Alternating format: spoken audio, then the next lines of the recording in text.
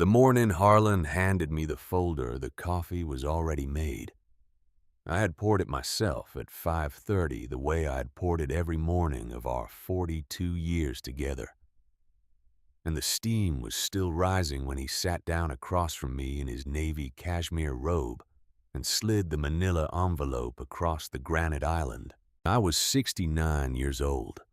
The sun was just coming up over Lake Michigan, turning the high windows of our North Shore condominium a kind of soft amber. And outside somewhere a single gull was calling. The sound was ordinary. Gulls call every morning on the lake. But that morning the sound felt like a bell tolling for a life I did not know was ending. He did not look at me when he spoke. He looked at the folder. His eyes stayed fixed on that manila rectangle the way a man looks at a task he wants finished. "Eleanor," he said, "I have signed them. I have been more than fair. Blythe and I would like to proceed without further delay." His voice had the slightly rehearsed quality of a man who would practice the sentence in the mirror. I noticed he used the word proceed the way a judge uses it, as though our marriage had become a matter of procedure. A file to be closed, a thing to be moved off a desk and into storage. I did not answer right away. I picked up my coffee. I felt my hand. And I want to tell you something true about that hand, because it matters to the whole rest of the story. My hand did not shake. I had expected it to. I had braced for it the way you brace for a wave when you wade out too far into the lake. But the wave did not come. My hand lifted the cup. My mouth drank the coffee. And somewhere inside my chest, a small, steady voice that I had not heard in a very long time said, "Eleanor Vanguard, you will not shake in front of this man. Not today. Not ever again." I set the cup down. I opened the folder. I read the top page slowly the way my grandmother had taught me to read any document that requires a signature, with a finger moving under every line. Dissolution of marriage. Equitable distribution. The condominium was his because the deed had always been in his name. A tax thing he had explained to me once in 1984, in a tone that did not invite questions. The cabin in Door County was his because his father had left it to him. The retirement accounts were his because the law in Illinois treats certain contributions in a certain way, and his attorney I could see had worked very hard on the certain way. I was to receive what they called a transitional allowance, a polite phrase for a sum of money that would keep me from becoming an embarrassment at the country club. For about 14 months. I closed the folder. I said, "Harlan." He looked up finally. His eyes were blue and a little watery, and for the first time I saw that he was afraid of me, or afraid of this moment, or afraid of something that lived behind this moment. And I thought, oh, you poor man. You have made yourself smaller to fit beside a woman half your age, and you did not even notice yourself shrinking. I said, "I will not contest it." Contest. He blinked. He had expected a scene. 42 years of marriage, and he thought he knew what I would do.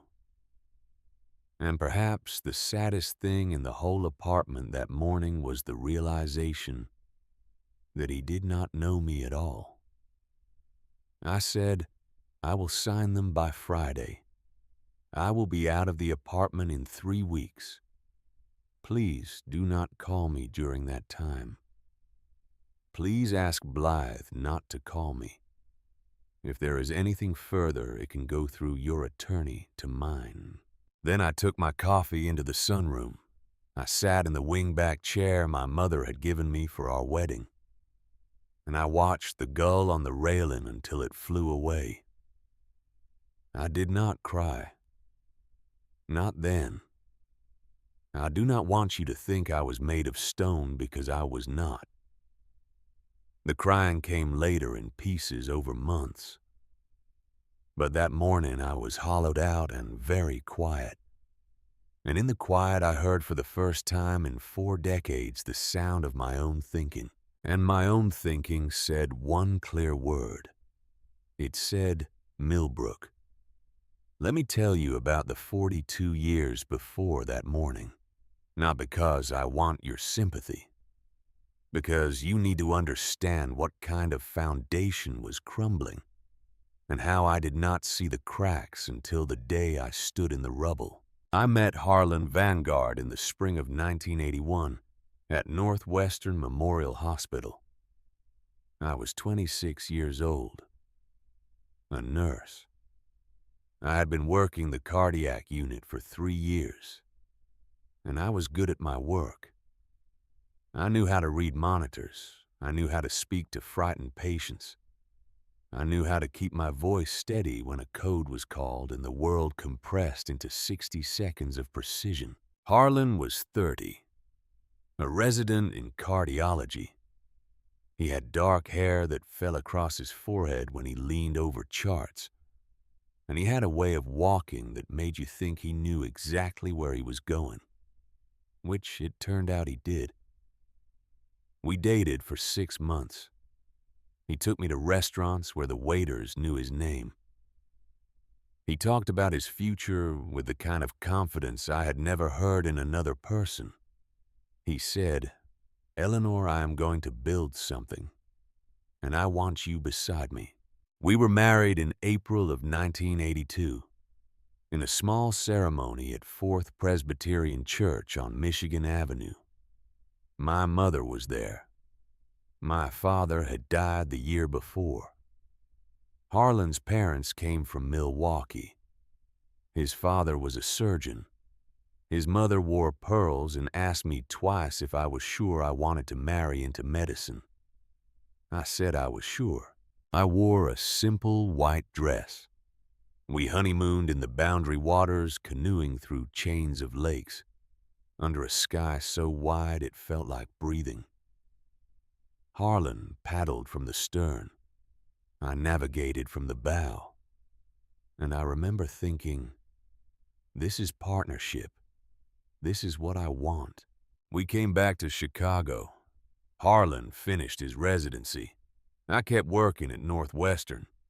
We lived in a small apartment in Lincoln Park, with a kitchen the size of a closet and windows that looked out onto a courtyard where pigeons nested in the eaves.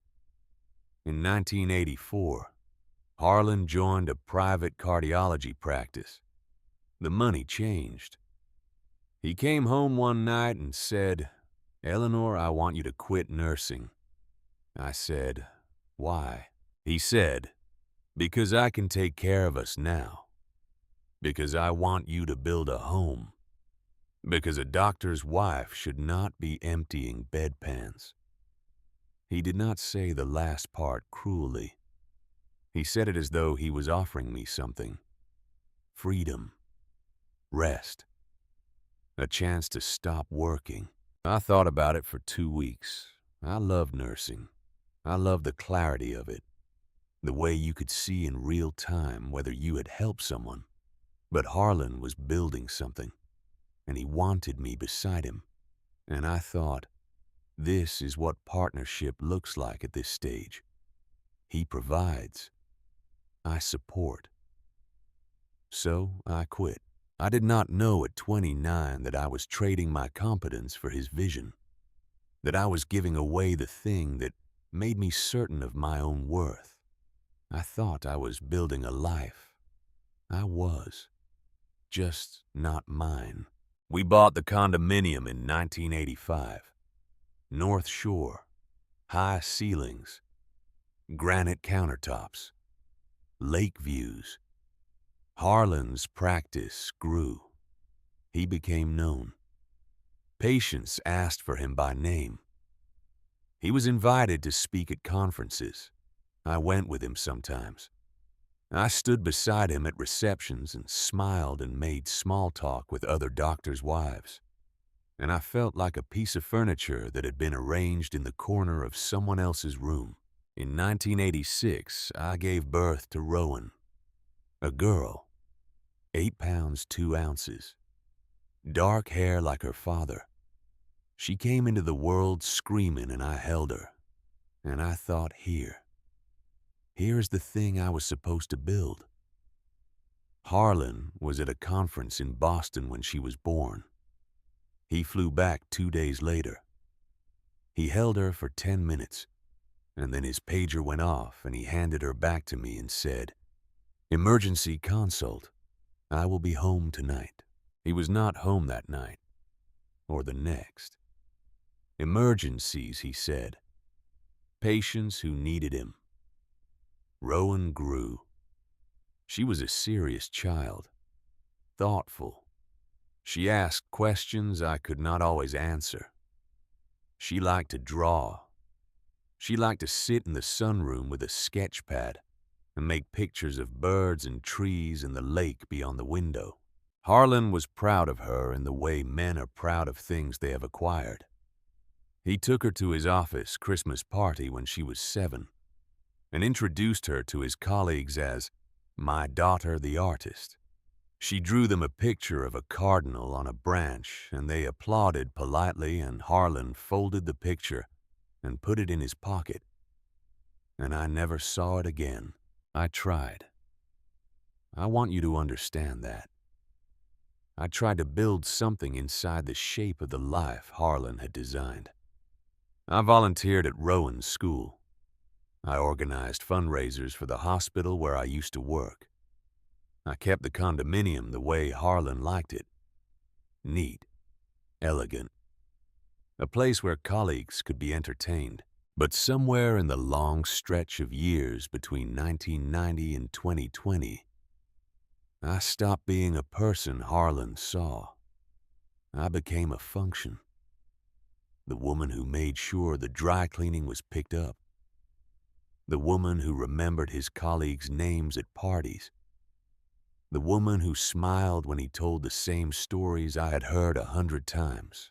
Rowan left for college in 2004. She went to Madison to study psychology. She called me every Sunday. She did not call Harlan. And then it was just the two of us in the condominium, Harlan and me. And the silence between us grew until it filled every room. I do not know when Blythe started. I found out in the spring of 2019, not because Harlan told me, because I saw the credit card statement. Dinners at restaurants we had never been to. Hotel rooms in cities where he said he was attending conferences alone. Jewelry purchases I never received. I did not confront him. I want you to understand why. Not because I was afraid, because I was calculating. I sat at the kitchen table with that credit card statement, and I thought, this has been coming for a long time, and when it arrives, I will not have anything left. So I started preparing, quietly. The way you prepare for a storm when you see the sky turning dark. I opened a separate bank account. I deposited $200 a month from the household budget. Small amounts Harlan would not notice. Over 5 years, it became $15,000. I researched Millbrook, Wisconsin. My grandmother Astrid's farm. The property she had left me when she died in 2013. 40 acres of cranberry bog that had been sitting vacant for 11 years because I had not known what to do with it. Because Harlan had said, "Eleanor, what would you do with a cranberry farm in the middle of nowhere?" I looked up property values. I found out the land was still registered in my name. I found out the taxes were current because my cousin had been paying them from Astrid's estate account. I found out the house was still standing, and I thought if he leaves, I will have somewhere to go. I did not tell anyone, not Rowan, not Cordelia. I kept the account statements in a folder in my nightstand, and I waited. The folder came on a Monday in April of 2024, and when Harlan slid it across the granite island, I was ready. 3 weeks. That is how long I had to pack a life. To decide what belonged to me and what belonged to the marriage and what belonged to the version of myself I was leaving behind. I started with clothes. I took the warm things, the practical things, sweaters and jeans and a wool coat I had bought in 1999 that Harlan had always said made me look like a farmer's wife. I left the cocktail dresses, the silk blouses, the heels I had worn to hospital fundraisers. Where I was going would not need silk. I took my mother's cast iron skillet. I took my grandmother Astrid's copper jam pan, the one she had used every autumn to make cranberry preserves. I took a cardboard box of photograph albums because photographs are the only thing in a divorce that belong equally to both people and to neither. And I kept the ones that told the truth about my life, which turned out to be the ones from before I met Harlan and the ones of Rowan. I took 3 houseplants, a jade and 2 African violets. I wrapped them in damp newspaper and settled them in a laundry basket on the passenger seat of the Volvo. I took my good reading glasses and my cheap reading glasses and a cardigan the color of oatmeal that Rowan had knitted for me the winter she was 19. I did not take the wedding china. I did not take the silver. I did not take the portrait of Harlan's father that had hung over our mantel since 1987. I left a note on the kitchen counter. It said, "Harlan, the key is on the hook. The alarm code is your mother's birthday as you requested. There is a pot roast in the freezer. Please eat it before it turns. E." I read it twice. I did not sign it with love. I did not sign it with anything but my initial, because love had been a word we had used for 42 years without I now realized ever quite agreeing on what it meant. On the last morning, I walked through the condominium one final time. The sun was coming up over the lake. The light was the same amber it had been the morning Harlan gave me the folder. I stood in the sunroom and I looked at the wingback chair, and I thought about all the hours I had sat there, waiting for what I was not sure anymore. I locked the door. I walked to the elevator. The doorman, a young man named Dimitri, whose wife had just had a baby girl, carried my last suitcase down to the car. When he set it in the trunk of the Volvo, he looked at me for a long moment. "Mrs. Vanguard," he said, "are you well?" I said, "Dimitri, I am going home." He nodded. He said, "Safe roads." He did not ask where home was. I was grateful. The drive from Chicago to Millbrook, Wisconsin is about 4 hours if the weather is kind. It was kind that April morning. The sky was thin and blue, and the sunlight had the cold clarity that makes the last snow on the fields look like spilled milk. I took Interstate 94 north through Milwaukee. I had driven this route 100 times in my childhood. My parents had taken me to visit grandmother Astrid every summer. We would leave early before the heat set in, and my father would drive while my mother navigated. And I sat in the back seat and watched the landscape change. The city would fall away. The suburbs would thin. And then there would be fields. Endless fields. Corn and soybeans and dairy farms with red barns and black and white cows standing in pastures that rolled to the horizon. I had loved those drives as a child. The sense of motion, the sense of leaving one world and entering another. Now I was making the drive alone. The Volvo wagon was a 2011 model, Hunter Green. It had 104,000 miles on it, and a scratch on the back bumper from the time I had backed into a grocery cart in Evanston in the rain. Harlan had always called it my car. Dismissively, the way men do when they want you to know that the real car, the Mercedes in the garage, is theirs. I was glad of the Volvo that morning. It was mine. It had carried me through a decade of small errands and forgotten trips. And now it was carrying me home. Somewhere around the Dells I began to cry.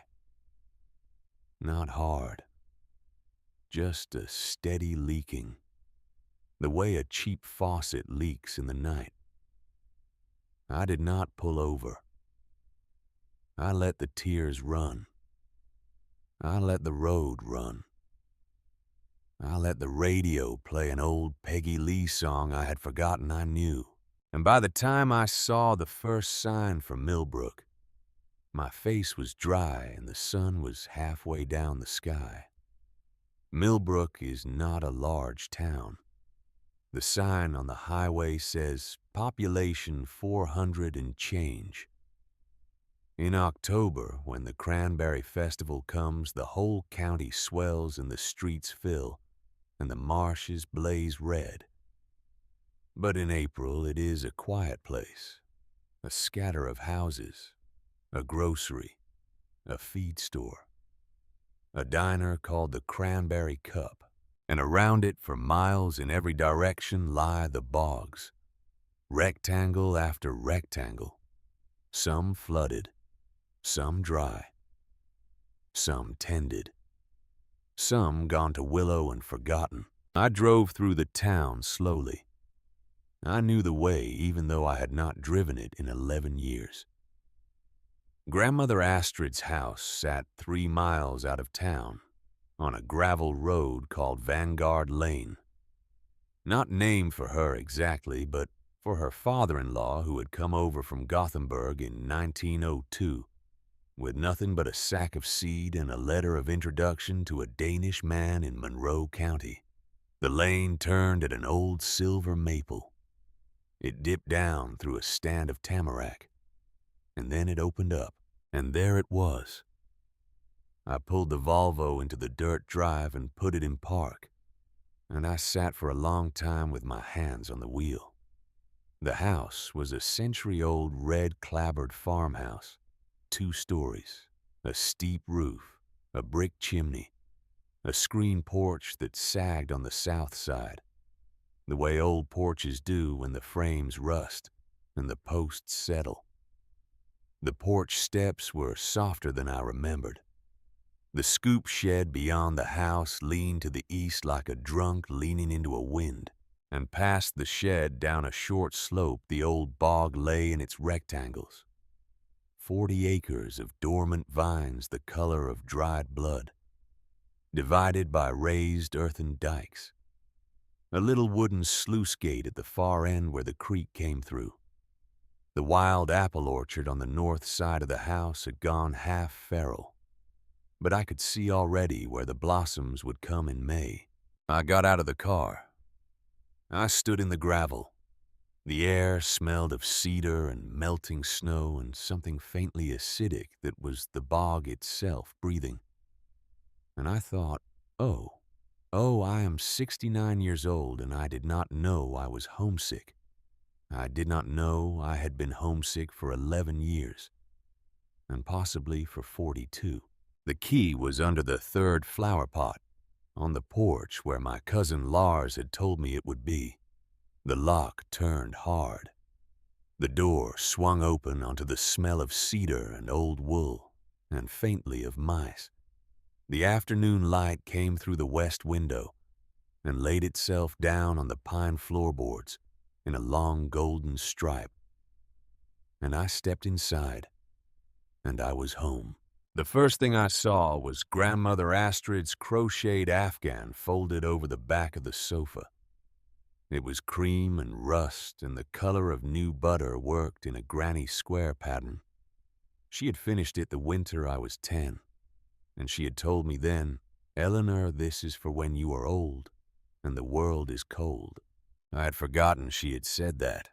I remembered it now, standing in her parlor, with my purse still on my shoulder. I went to the sofa. I picked up the Afghan. I held it against my face. It smelled of cedar because she had always kept her wool in a cedar chest. And the smell of cedar is the smell of a woman who planned to outlast her wool. I sat down on the sofa. I held the Afghan in my lap. I looked around. The parlor had not changed. The rag rug was the rag rug. The upright piano was the upright piano, its keys yellow as old corn.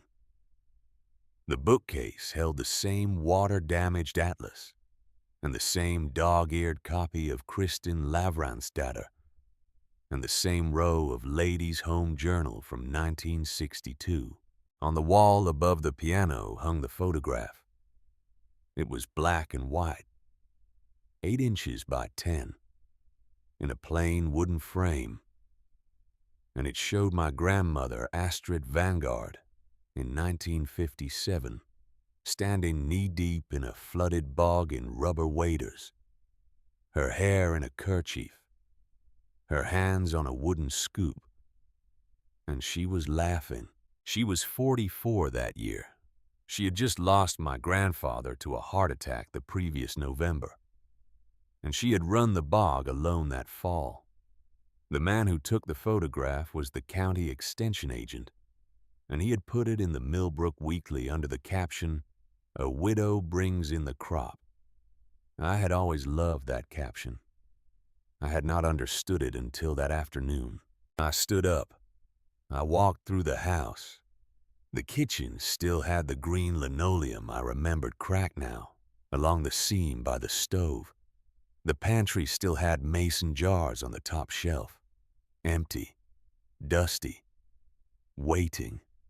The back bedroom still had the iron bed with the quilt my great-aunt Ingrid had pieced in 1939.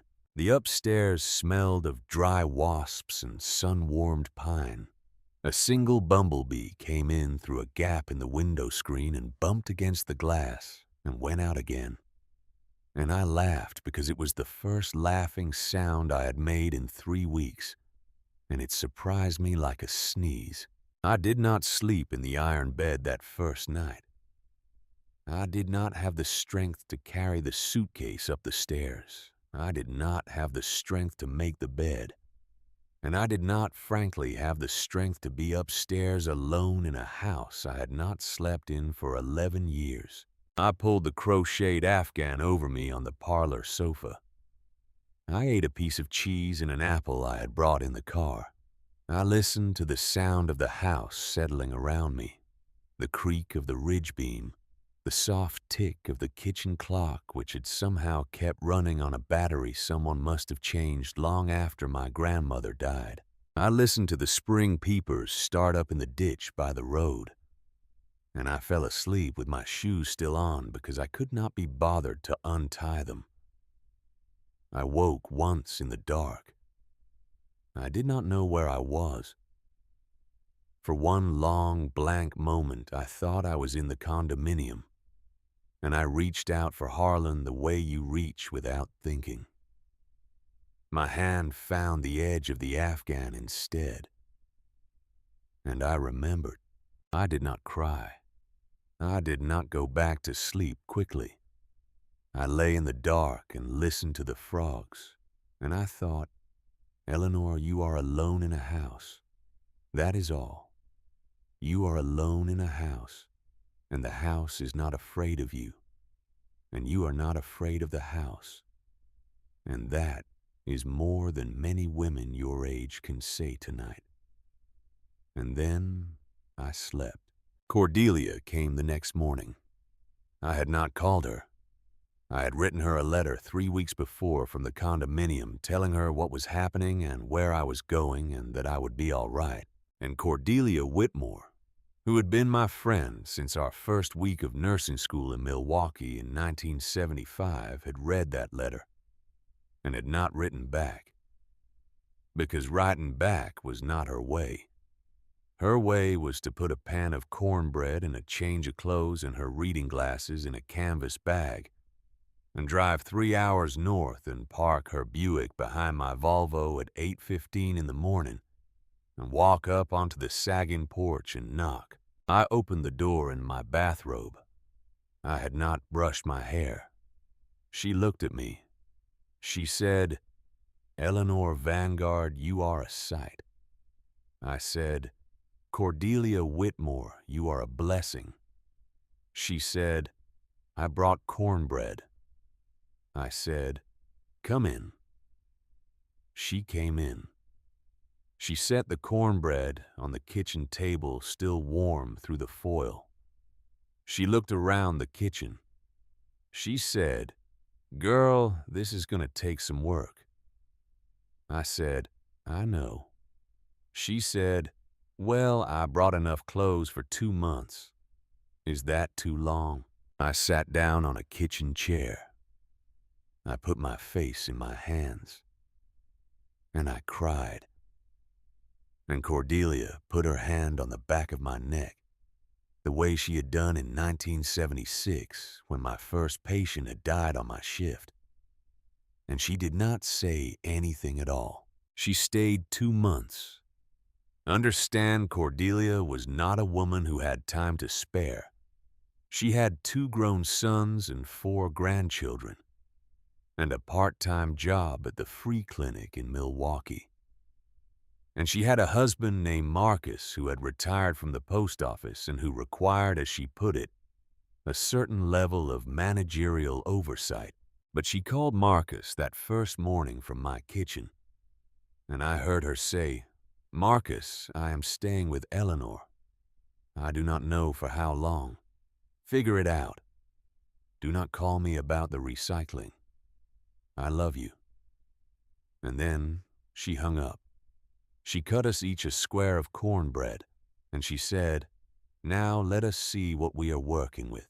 What we were working with was a 100-year-old farmhouse that had been mostly closed up for 11 years. Ever since my grandmother's second cousin had finished settling the estate and handed the keys to Lars. And Lars had not known what to do with it, and had simply paid the taxes and let it sit.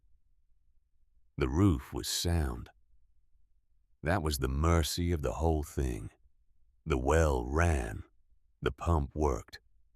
The septic tank had been inspected in 2019 for reasons I never fully understood. But the screen porch was a hazard. The kitchen linoleum was lifting. The back bedroom window had a pane cracked by a fallen branch. The gutters were full of maple samaras turned to pulp. And a family of mice had made a confederation in the pantry that required Cordelia set a treaty rather than a war. We began with the screen porch. Our neighbor, a man named Gunnar Bjornsson, came over the second day with a claw hammer and a box of galvanized screws and a Tupperware of pickled beets. He looked at the sagging porch and he said, "Astrid's granddaughter, is that right?" I said, "Yes, sir." He said, "I am sorry for your grandmother. She was a fine woman. She made the best sour cherry preserves in the county." I said, "Thank you." He said, "Well, let us put a shoulder to this porch before it decides for us." Gunnar Bjornsson was 76 years old, a widower, a retired cranberry cooperative manager, Norwegian on his father's side and German on his mother's. He had lived on the next property for 51 years. He knew every dike and every sluice and every neighbor and every squabble.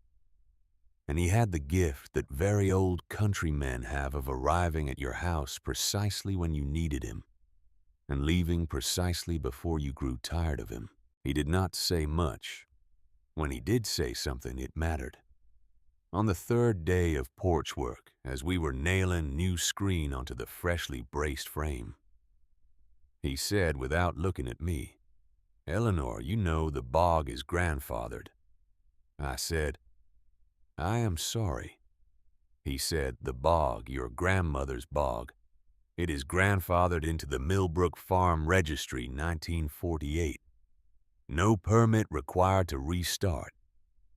If the vines are alive, and some of them are, you can bring it back." I stopped nailing. I looked at him. He looked at the screen.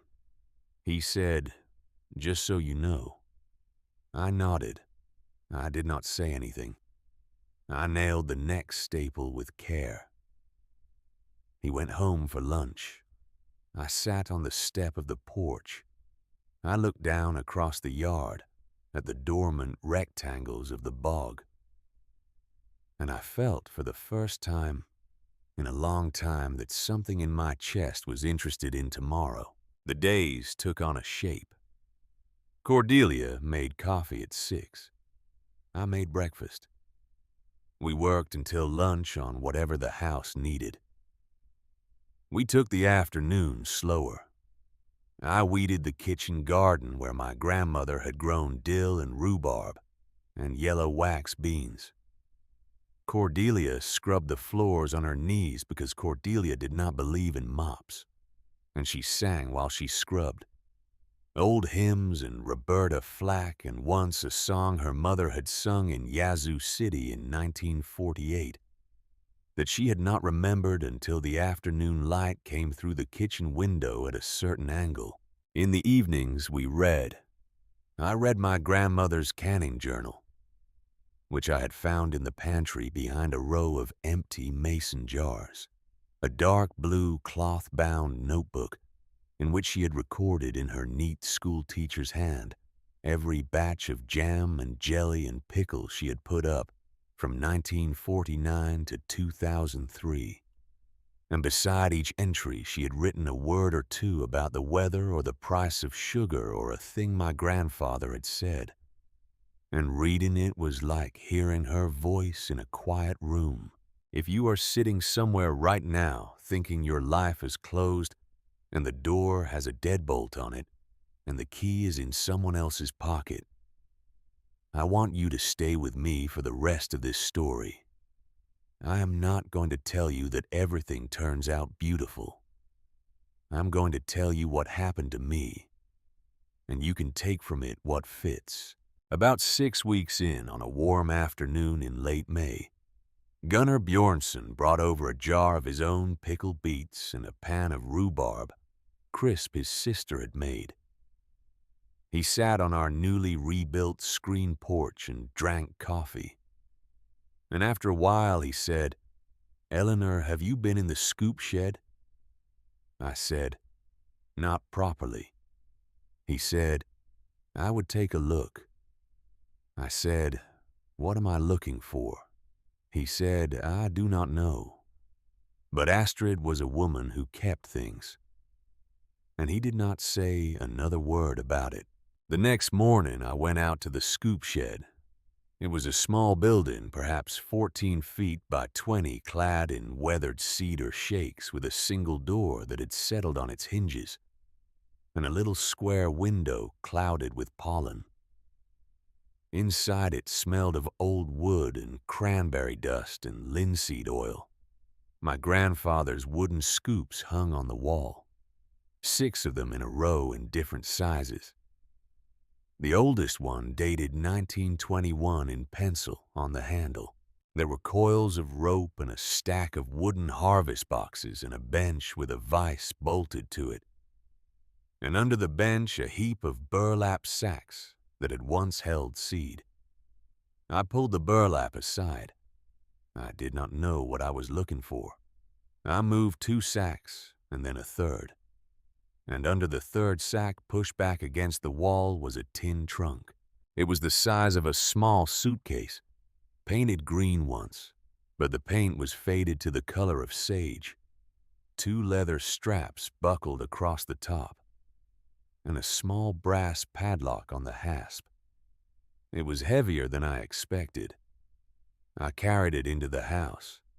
I set it on the kitchen table. Cordelia came in from the garden with dirt on her knees. She looked at the trunk. She said, "Eleanor." I said, "I know." She said, "Do you have a key?" I said, "I think I do." I went to the parlor. I opened the canning journal. I turned to the back.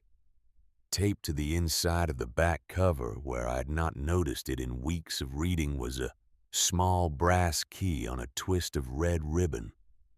And under the key in my grandmother's neat hand were the words, "For Ellie, when the time is right, you will know." I brought the key to the kitchen. My hands were not quite steady. Cordelia stood on the other side of the table. She did not say anything. I put the key in the padlock. The padlock opened. Inside the trunk, wrapped in a piece of red checked oilcloth, were 9 leather ledgers. The oldest dated 1947. The youngest 1989. The record of 42 years of cranberry harvests on the Vanguard bog. Every load, every price, every buyer, every frost warning, every sluice repair. I opened the first ledger. The pages were thick with my grandmother's handwriting. Columns of numbers, dates, yields per acre, market prices per pound, but also notes in the margins. Northeast corner flooded uneven adjust gate. Early frost September 18 vines survived harvest delayed 10 days. New scoop design, wider throat, less spillage. This was not a diary. This was a technical manual written over 4 decades by a woman who had learned her craft one season at a time and had written it down so it would not be lost. I read for an hour. I did not realize I was crying until Cordelia handed me a dish towel. I wiped my face. I said, "She knew." Cordelia said, "She knew what I said, that someone would need this, that someone would come back." Underneath the ledgers in a velvet bag, the color of moss, were 12 gold coins, round and heavy and yellow as butter. I did not know what they were at first. I turned one in my hand. It had a woman's head on one side, Liberty with a coronet, and an eagle on the other. And the date on the one I held was 1901. There were 11 more in different dates between 1879 and 1907. All of them double eagles. All of them real. All of them warm in my palm, as though they had been waiting. Underneath the velvet bag was an envelope. It was sealed.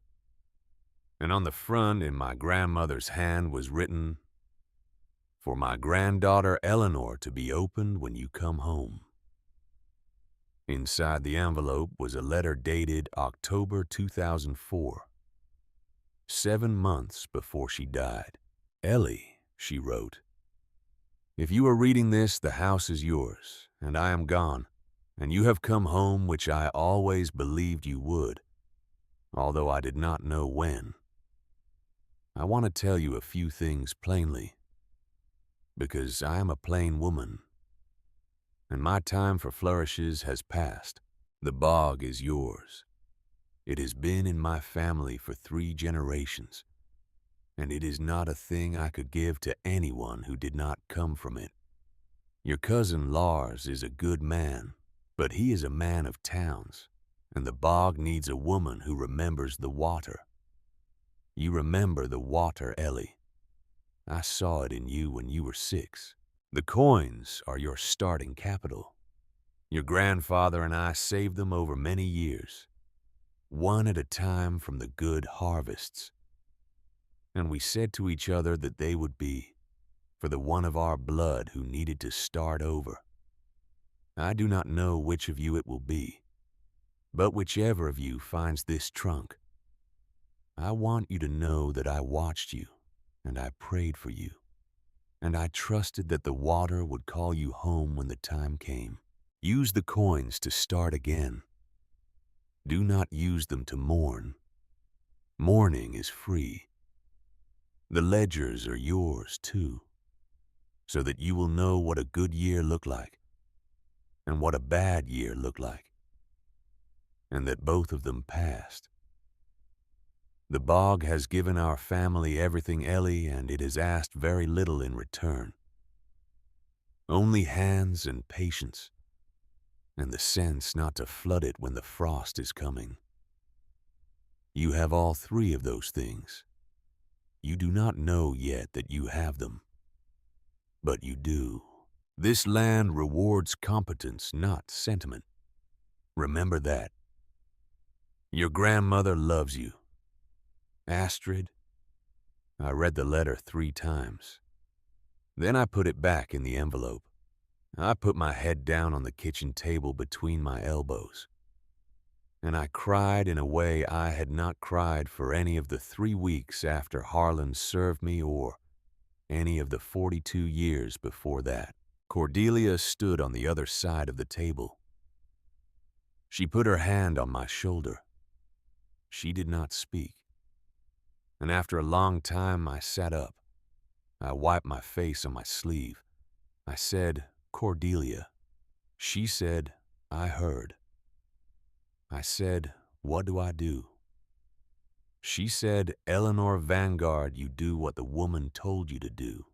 You start again." We did not tell anyone at first.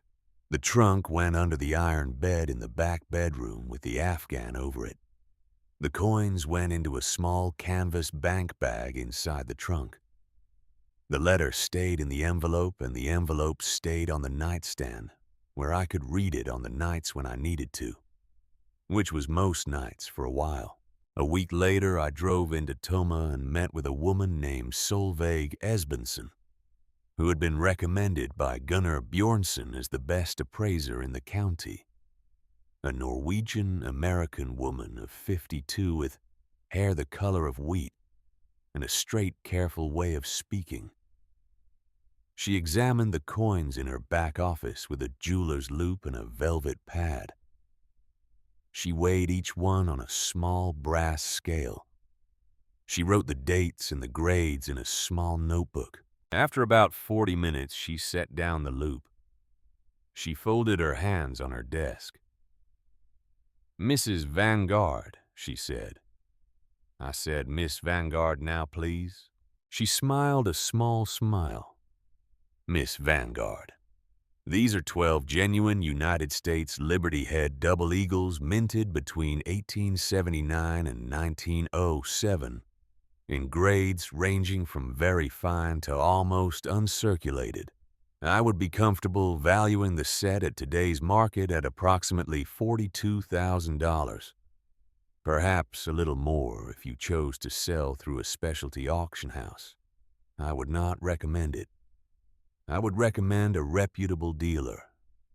I can give you 2 names. I nodded. I thanked her. I asked her if she would also look at the bog professionally and give me a sense of what a restored 40-acre cranberry operation might be worth in the Millbrook market. She said, "I am not a farm appraiser, but I know one." She put me in touch with a man named Harold Nielsen from Black River Falls. He came out the following Tuesday in a mud-splashed truck and walked every dike with me for 3 hours. Harold did not talk much. He knelt in the vines. He turned over a mat of runners. He scraped at the dike with his boot. He pulled a small soil probe from his pocket and took core samples from 3 different sections. He said, "Many of your vines are alive, Miss Vanguard. Dormant, but alive. That is unusual after 11 years. Your grandfather did good drainage work. The sluice is functional. The pond at the east end is a good size." He stood up. He brushed the dirt from his knees. He said, "If you restored 3 acres as a test, and they produced at industry average, and you sold to the co-op, you would cover your operating costs the second year. If the whole 40 were restored and it took you 5 or 6 years to get there, the operation at today's valuations would be worth conservatively $310,000, perhaps more." He paused. He looked at me directly. He said, "I would not advise doing it alone. I would advise doing it carefully. And I would advise understanding that the initial investment to restart even 3 acres will be substantial." I said, "How substantial?" He pulled a small notepad from his shirt pocket. He flipped through pages covered in pencil calculations. He said, "For 3 acres, new pump system $12,000, irrigation repairs $8,000, mechanical beater rental or purchase $15,000, frost protection equipment $6,000, herbicide and pest management $4,000, harvest boxes and transport $3,000, licensing and cooperative fees $2,000, labor costs for 1 season $20,000, contingency for repairs and unforeseen issues $15,000. He looked up. He said, $85,000 minimum to do it right. I did not say anything for a moment. I had been thinking in terms of the $15,000 I had saved. Perhaps another 10 from selling a few coins. Harold Nielsen had just told me I needed 6 times that. He said, "Miss Vanguard, I am not trying to discourage you. I am trying to give you real numbers. Most restart operations fail because people underestimate the capital required. They run out of money halfway through the first season, and then they lose everything." I said, "If I had $85,000 and I did everything right, what are my chances?" He thought about that. He said, "If the vines are viable, which they appear to be, if you can pass the state agricultural licensing exam, if you can get cooperative approval, if you can manage frost cycles and pest pressure, if you can hire competent labor, if the market holds, 70%. I said, 70% chance of success. He said, 70% chance of breaking even by year 3, 50% chance of turning a profit by year 5. I thanked him. He gave me his card. He said if I decided to proceed, he knew a few equipment dealers who were honest. And he knew a young man studying agriculture at the technical college who might be interested in seasonal work. That night I sat at the kitchen table with the ledgers and a calculator and a yellow legal pad. Cordelia sat across from me with a cup of tea. She did not ask questions. She just sat. I did the math 3 times. 12 coins at current appraisal. 42,000. Sell 6 coins. That would give me approximately 21,000. I would need to borrow the remaining 64,000. I had no income. I had no job history for the past 40 years. I had a transitional allowance from Harlan that would last another 9 months.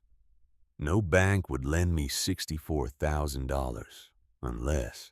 I looked at the ledgers. 42 years of profitable harvests. Documentation of yields. Documentation of market prices. Documentation of a viable operation that had supported my grandparents for 4 decades. I said, "Cordelia, I need to go to a bank." She said, "When?" I said, "Tomorrow." The State Bank of Millbrook was a small brick building on Main Street that had been there since 1923.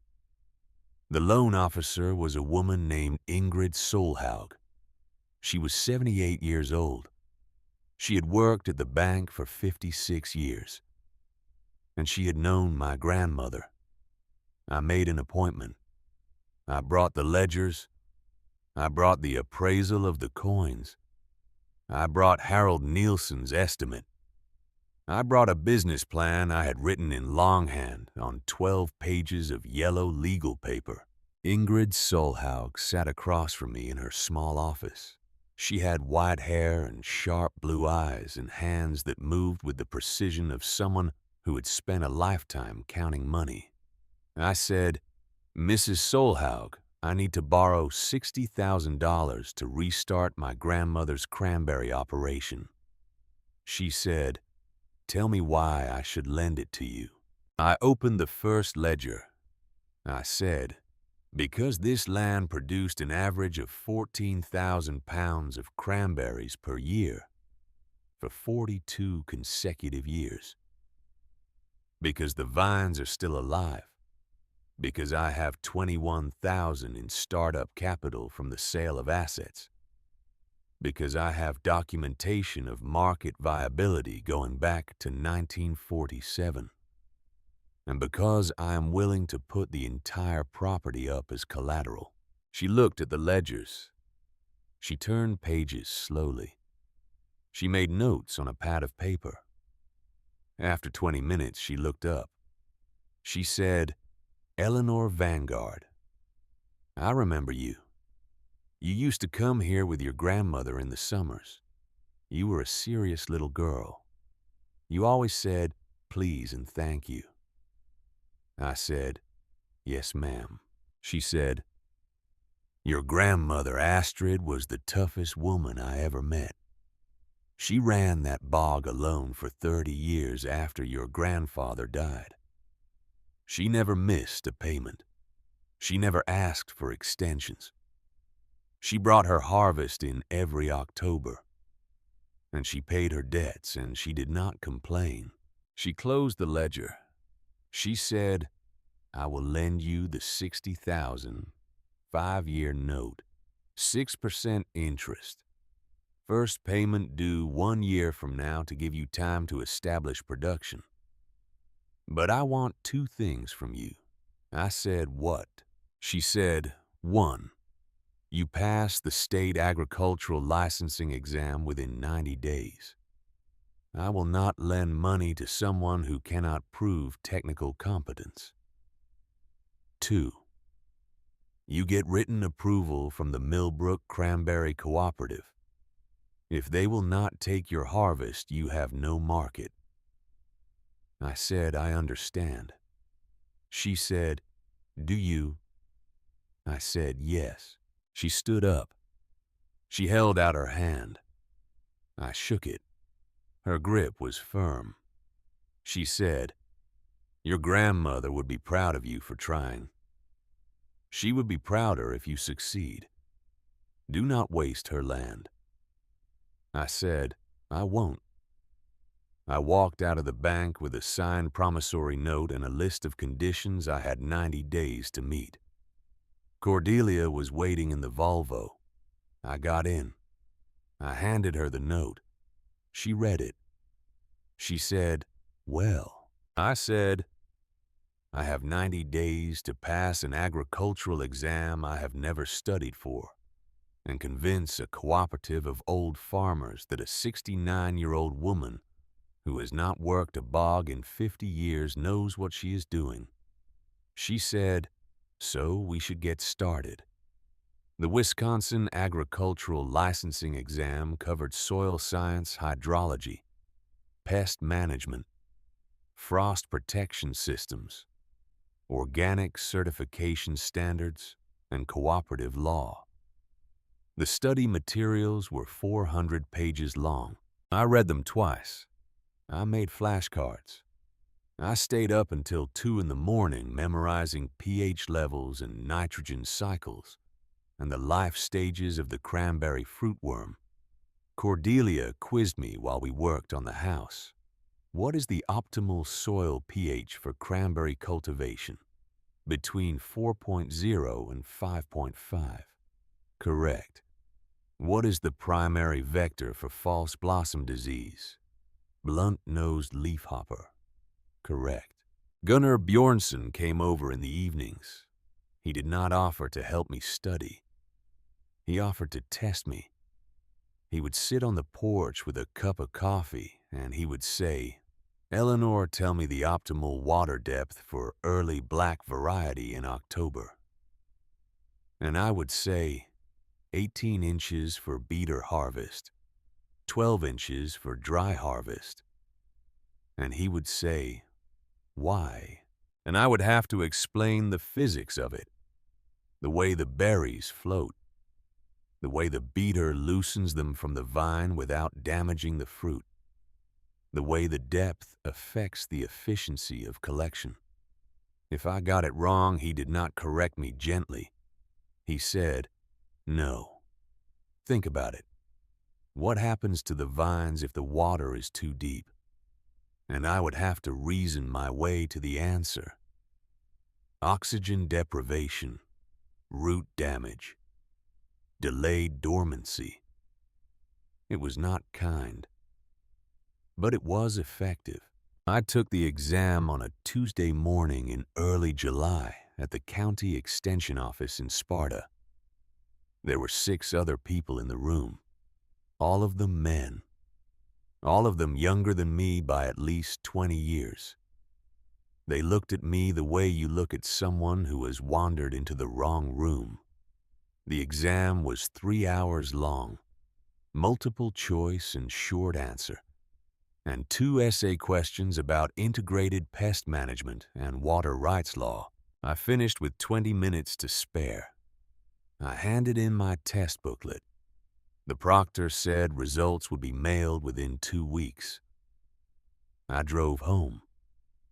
I did not feel confident. I did not feel uncertain. I felt empty. The way you feel when you have prepared for something as hard as you can, and now the outcome is out of your hands. Cordelia was on the porch when I got back. She said, "How did it go?" I said, "I don't know." She said, "Did you answer every question?"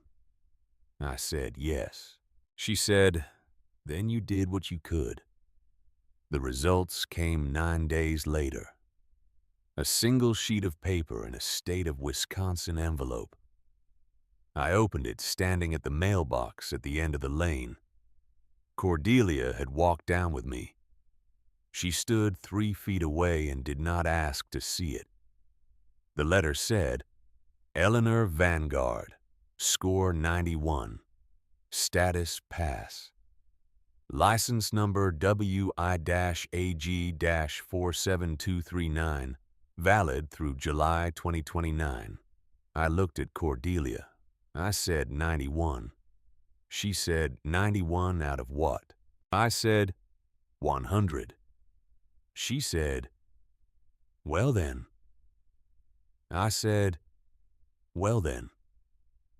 We walked back to the house. I did not feel triumphant. I felt steady. There is a difference, and the difference matters. Triumph is a spike in the blood. Steady is a low, warm light under the sternum, and it lasts longer, and it is harder to take away. The Millbrook Cranberry Cooperative met on the 2nd Thursday of every month in the basement of the Lutheran Church on Main Street. Gunnar Bjornsson told me I should attend the August meeting. He said, "You will need to introduce yourself.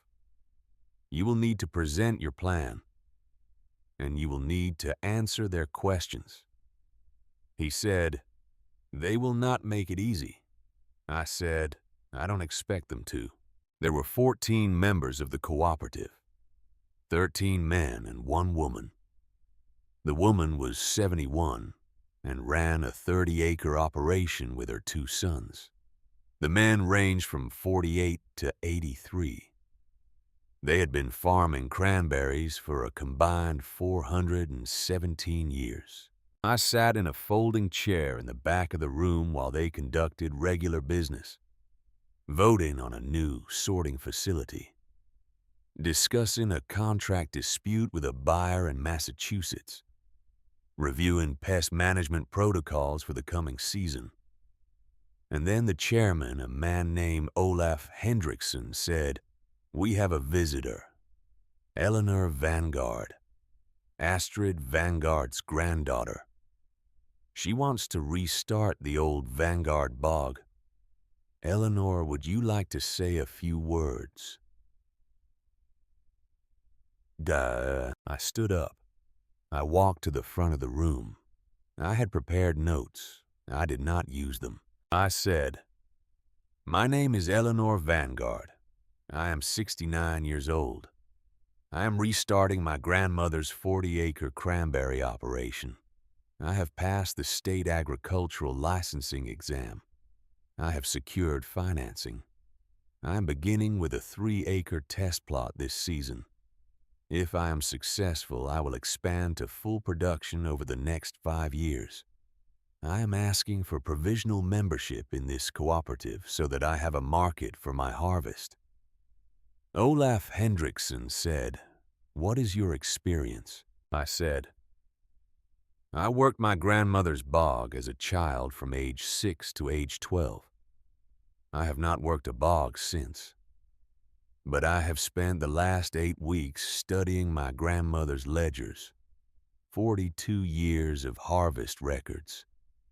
And I have spent the last 6 weeks studying soil science and hydrology and pest management.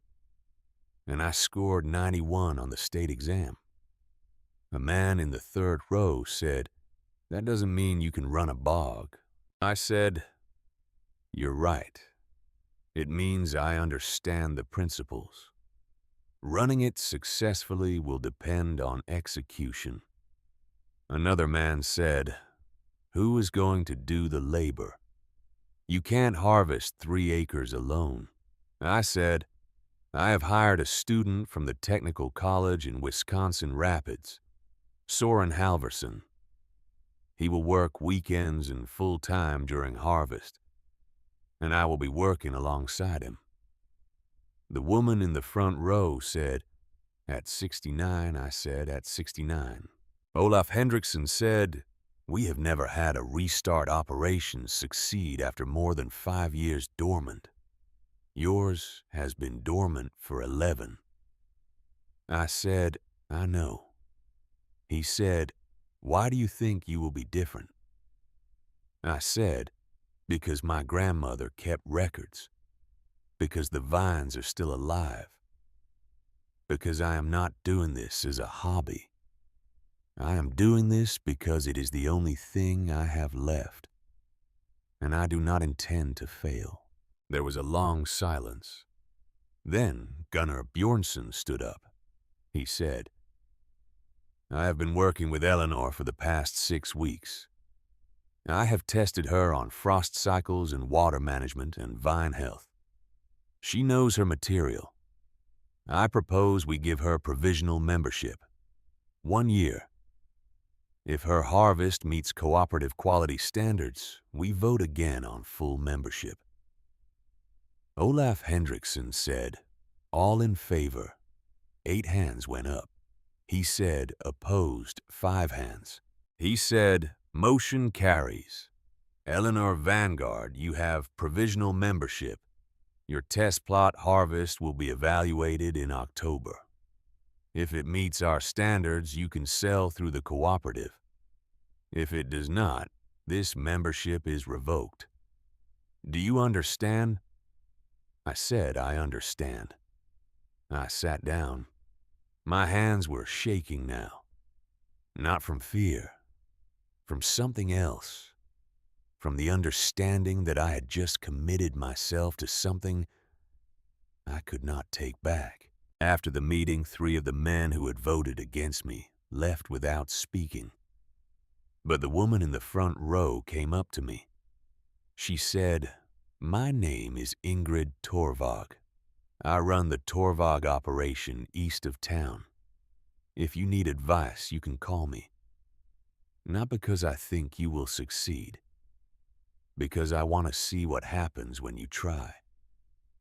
I said, "Thank you." She said, "Don't thank me yet. Thank me in October if you bring in a harvest." I sold 3 of the gold coins the next day to a reputable dealer in Madison. He gave me $10,500 for them, which was, he said, fair market value given the condition. I kept 9 coins in the bank bag under the iron bed. Some inheritances are for now. Some are for later. I had decided I would not spend the later in advance. Soren Halverson came to the farm on a Saturday in mid-August. He was 23 years old, tall and quiet with pale hair, and the kind of hands that had done manual work. He was studying agricultural systems at Wisconsin Rapids, and he was looking for practical experience and seasonal income. I showed him the 3-acre plot we would be restoring, the northeast corner where the vines looked healthiest, where the drainage was best, where my grandmother's ledgers showed the most consistent yields. He walked the plot with me. He knelt in the vines the way Harold Nielsen had done. He said, "These vines are alive. That's good. But they need work. We will need to mow the mat, clear the dikes, repair the sluice, test the irrigation. You understand this is going to be hard labor." I said, "I understand." He said, "And you are going to be working alongside me." I said, "Every day you are here." He nodded. He said, "All right. When do we start?" I said, "Monday." We worked 6 days a week. Soren came at 7 in the morning and stayed until 5. Cordelia managed the business side, permits and insurance and supplier contracts. She set up a filing system in the parlor with labeled folders for every aspect of the operation. She was, as she put it, providing organizational infrastructure. I worked the bog. I learned the names of things I had forgotten. I had learned as a child. I learned the smell of wet peat on a warm morning. I learned the ache in my lower back at the end of a day, and the way that ache was, to my great surprise, a kind of friend. We mowed the mat of dormant runners gently with a blade my grandfather had bought in 1962. Gunnar Bjornsson sharpened it for me on his own grinder. The mowing was delicate work. Too aggressive and you damage the vines. Too timid and you leave too much dead material that will rot and harbor disease. Soren ran the mower. I walked behind and raked the cuttings. We moved slowly. An acre a week, and the bog began to look like something that could produce fruit again. We cleared willow and alder from the dikes. We repaired a section of the sluice with new oak planks.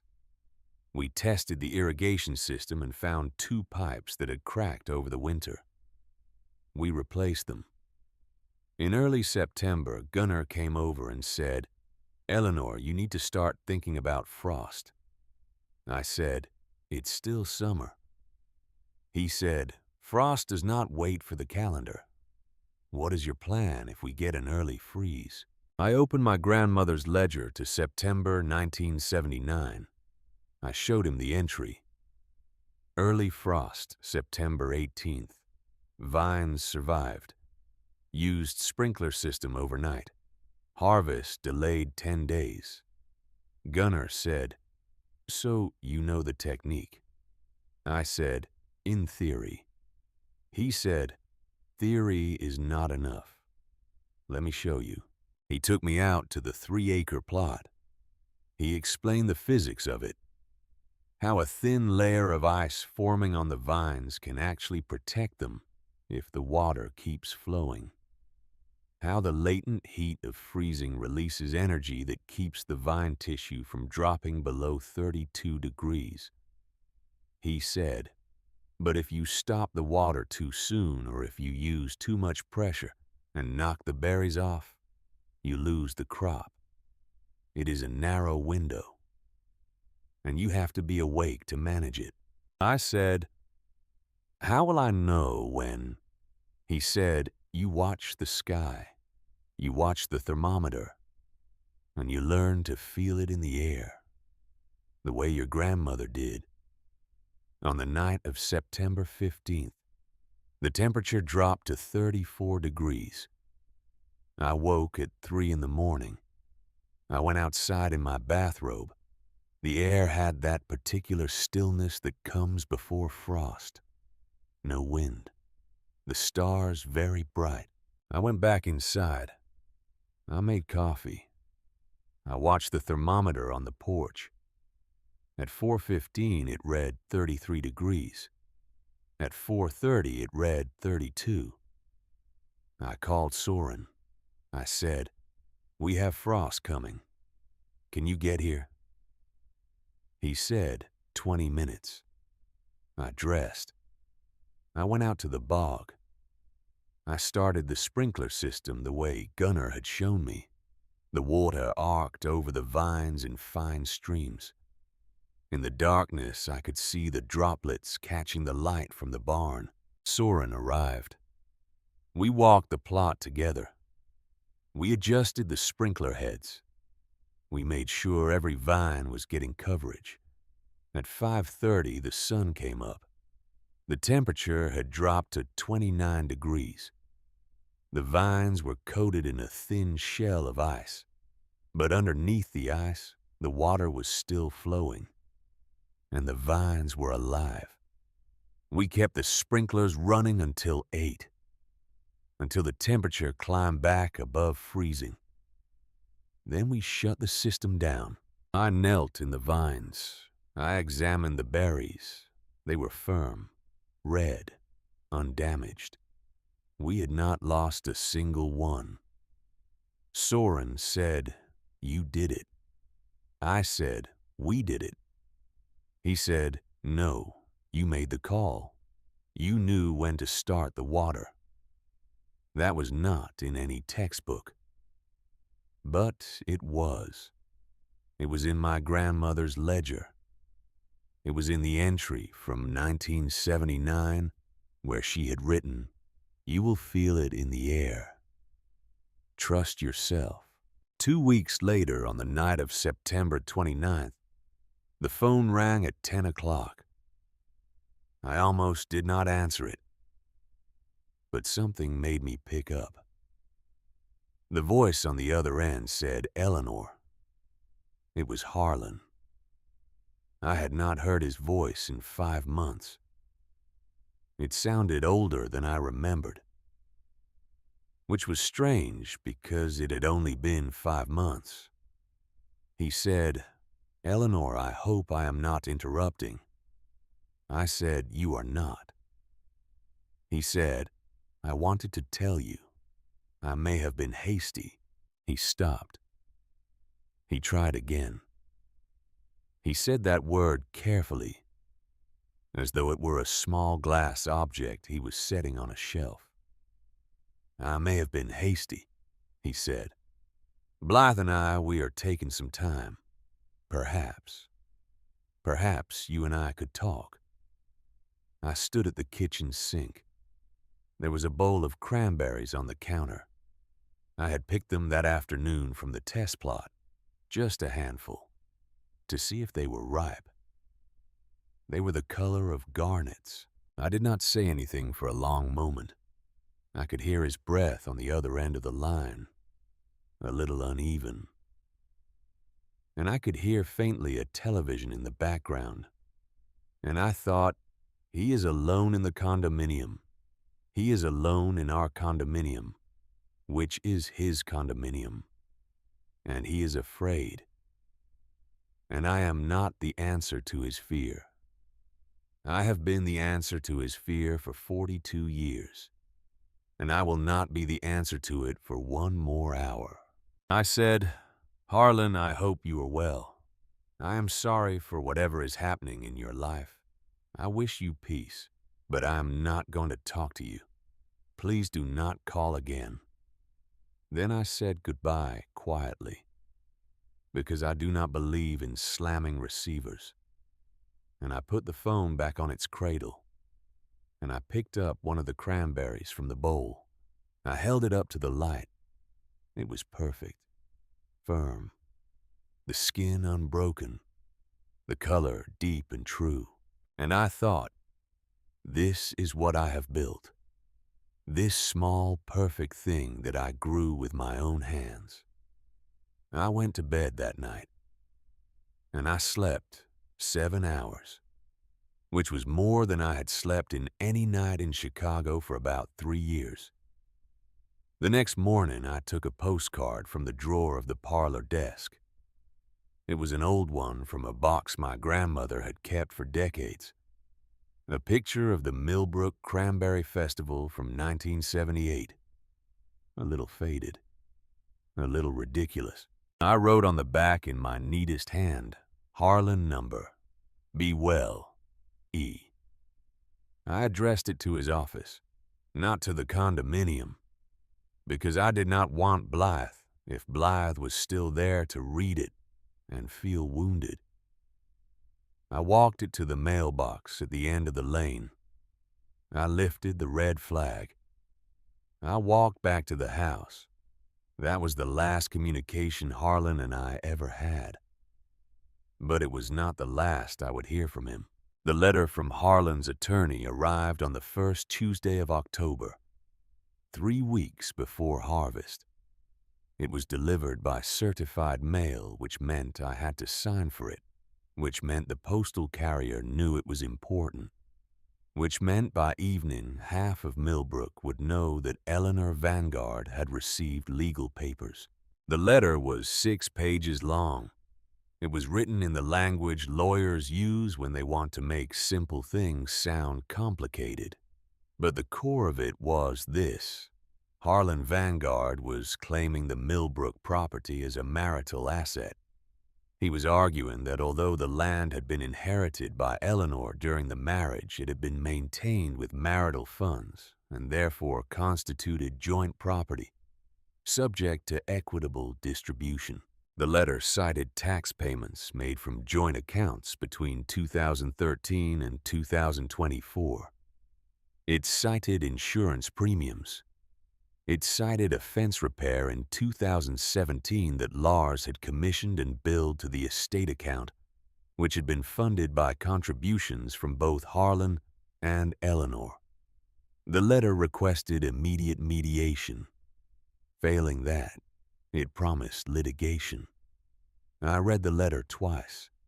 Then I set it on the kitchen table. Cordelia was at the stove making soup. She turned around. She said, "What is it?" I said, "Harlan is suing me for the farm." She came to the table.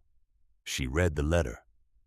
She said a word I had only heard her use twice in 49 years of friendship. Then she said, "What are you going to do?" I said, "I'm going to call a lawyer, and then I'm going to finish preparing for harvest, because if I lose this crop, none of it matters anyway."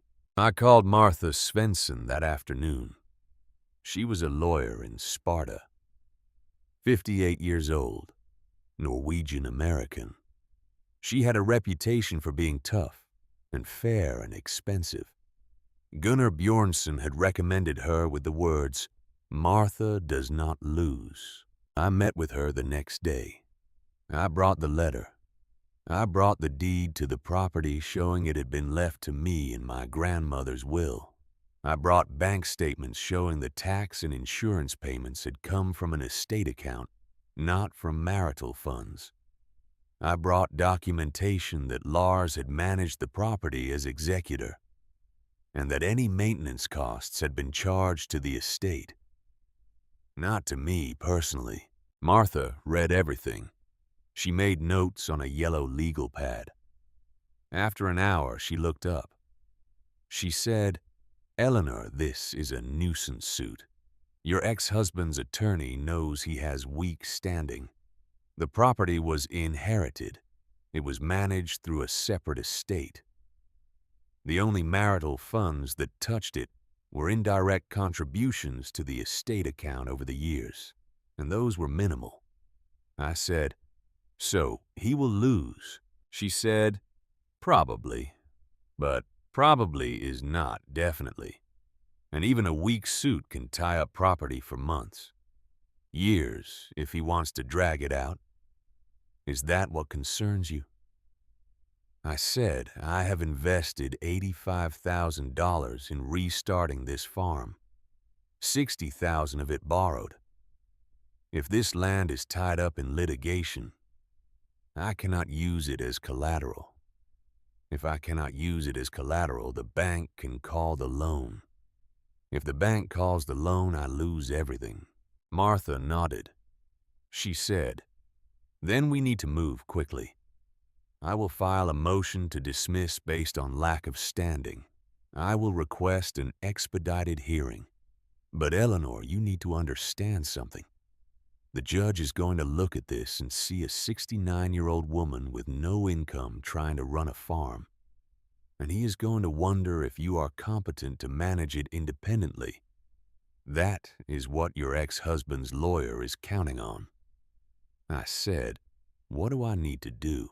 She said, "Bring in your harvest. Prove you can operate this land profitably. Show the court you are not dependent on anyone. Show them competence."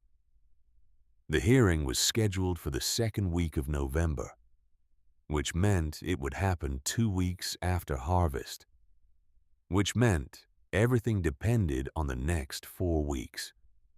I went home. I told Cordelia. She said, "Well, we had better make sure this harvest is perfect." I said, "It has to be more than perfect. It has to be undeniable."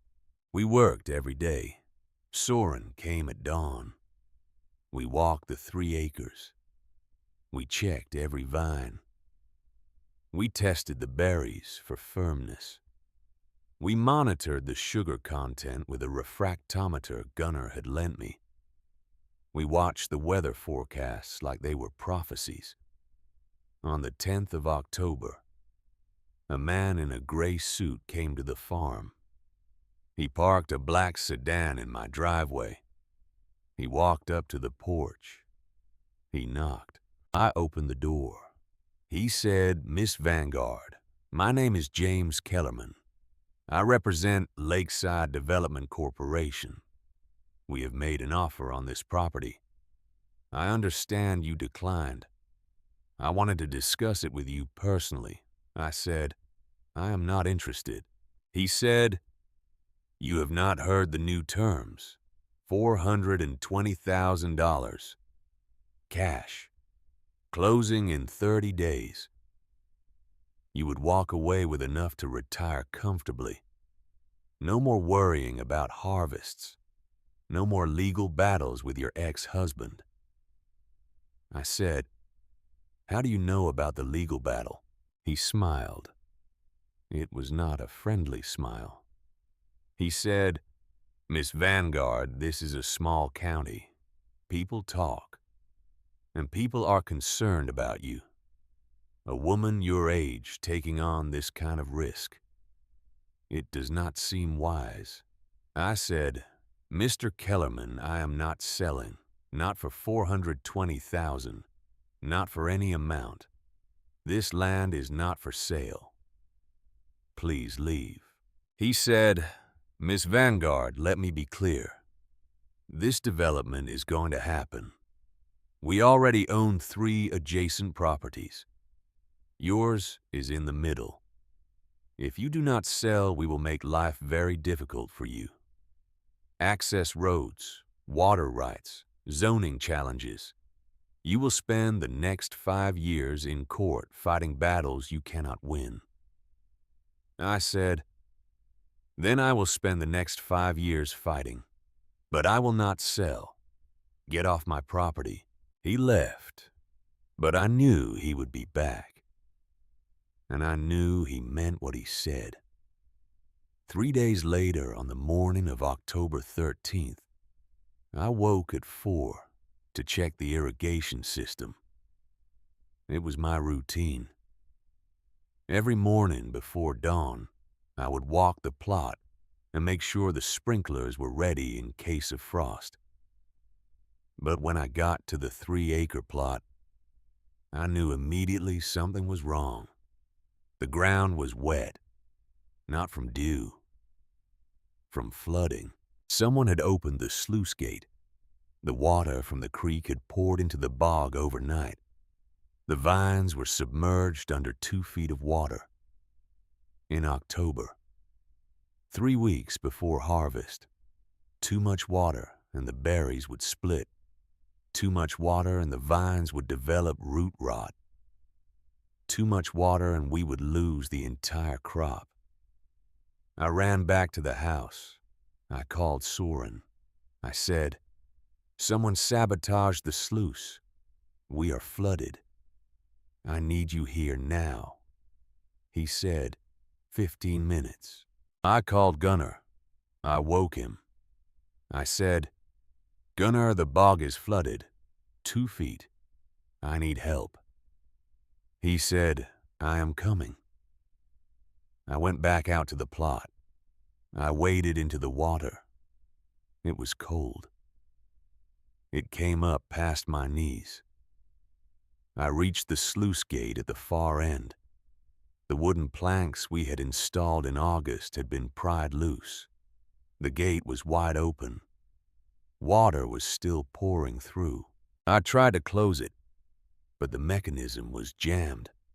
Someone had driven a steel wedge into the gate frame. I could not move it alone. Soren arrived. Then Gunnar. Then Cordelia. Then, to my surprise, Rowan and her husband, Callum. They had driven up from Madison overnight because Cordelia had called them. Callum looked at the sluice. He said, "I can fix this, but I need tools, and I need time." Gunnar said, "We do not have time. Every hour this water sits on the vines increases the damage." I said, "Then we drain it manually. Pumps, buckets, whatever we have." We worked for 8 hours. Callum cut the wedge out of the sluice with a hacksaw.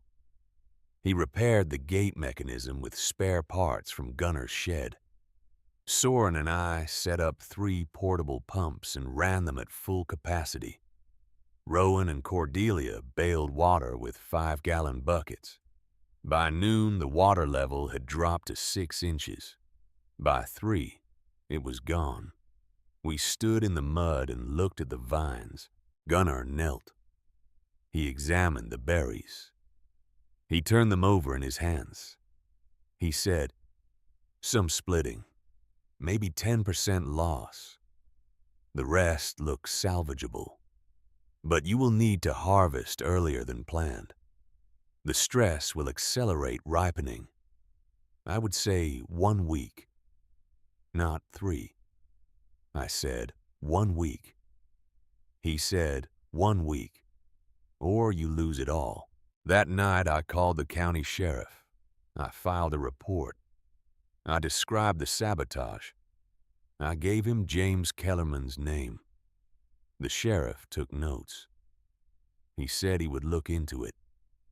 But his voice had the tone of a man who knows he will not find evidence. I did not sleep that night. I sat on the porch and watched the bog. Cordelia came out at 2 in the morning. She sat beside me. She said, "Eleanor, you should rest." I said, "I cannot rest. In 1 week, I have to bring in a harvest that will determine whether I keep this land or lose everything. And someone is actively trying to destroy me." She said, "Then we make sure they fail." The next 7 days were the hardest work I have ever done. We flooded the 3 acres on October 15th. Not the slow, gentle flood I had planned. A rapid flood because we did not have time for slow. We brought the water up to 18 inches in 24 hours. The berries floated to the surface, red against the dark water, like a field of rubies. On the morning of October 16th, we began the harvest. Soren operated the mechanical beater. It was a small unit we had rented from the co-op. A paddle system that agitates the vines, gently loosening the berries without damaging them. He moved through the water slowly. The beater churned. The berries released. They drifted to the surface in clouds of red. Rowan and Callum worked the booms, long floating barriers that corral the berries into collection areas. They worked in waders moving through the cold water with the steady patience of people who understand that this work cannot be rushed. Gunnar and I worked the scoops, the wooden scoops my grandfather had made. We lifted the berries in great wet, heavy loads and transferred them to the harvest boxes on the bank. The work was repetitive. Scoop, lift, pour, scoop, lift, pour. My back ached. My hands cramped. The cold water numbed my legs. But I did not stop. None of us stopped. We worked from dawn until the light failed. And then we worked by lantern. And then we worked by moonlight. At midnight on the second day, Cordelia brought thermoses of coffee and sandwiches out to the bog. We sat on the dike and ate. Nobody spoke. We were too tired for speaking. On the third day, Rowan said, "Mom, how much more?" I said, "Half." She said, "You are going to destroy yourself." I said, "I'm going to finish." By the evening of the fourth day, we had harvested the entire 3 acres. The berries lay in wooden boxes, stacked on pallets near the shed. We counted them on my grandfather's old scale, the kind with the balance arm and the sliding weights. 1,847 pounds. 1,847 pounds of cranberries from 3 acres, from vines that had been dormant for 11 years. Soren checked the numbers on his calculator. He said, "That is 615 pounds per acre. Eleanor, that is phenomenal. Industry average is 450. Gunnar stood beside me. He was quiet.